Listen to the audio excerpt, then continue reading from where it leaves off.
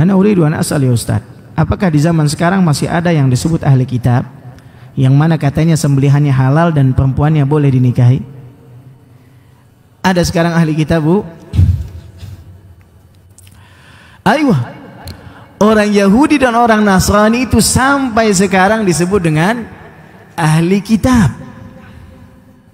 Ustaz, tapi kan orang Yahudi sekarang kafir, Ustaz.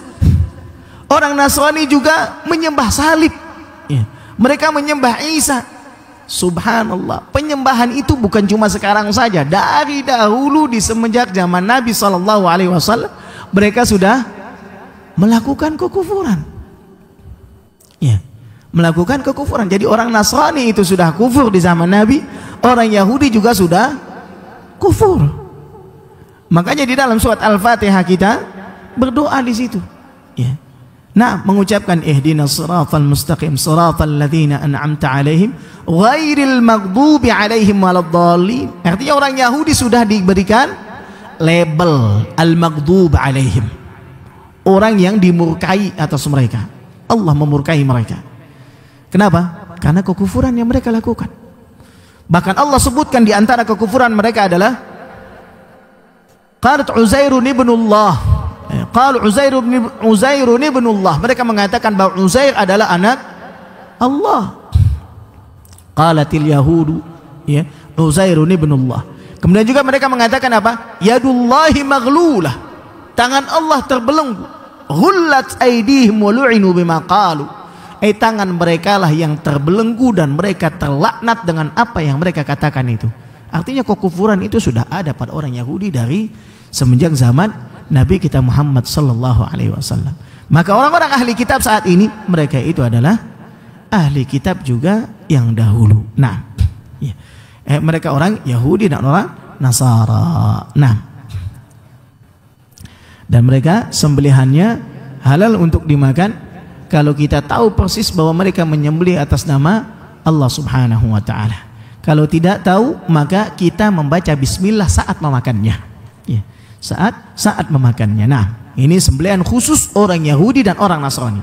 Ya, meskipun mereka melakukan kesyirikan, ya, menyembah berhala, ya, menyembah salib dan yang semacamnya, namun rukhsah ini khusus untuk mereka. Ya.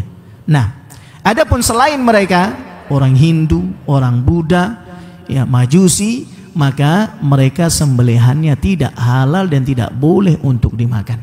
Ya. Nah, begitu juga perempuannya boleh dinikahi. Nah, boleh dinikahi. Namun pernikahan dengan mereka ini para ulama menyebutkan kriteria seseorang yang boleh menikah dengan wanita ahli kitab. Ya, jangan sembarangan nikah mentang-mentang halal menikah dengan wanita ahli kitab, akhirnya apa? Ya, yang penting cantik. Ya, ya.